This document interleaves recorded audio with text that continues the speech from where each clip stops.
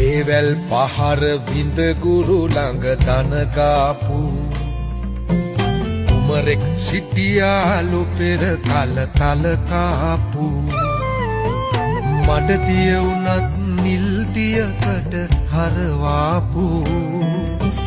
ගුරුවරු සිතයි ලොවකට අපි නොසිතාපු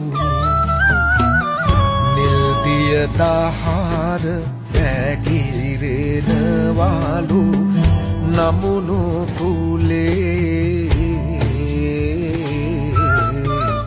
රජකම ලැබෙයි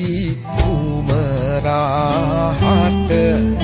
රජුගේ කුලේ හැටි දැඩි ඵල ලැබෙයි නිතරම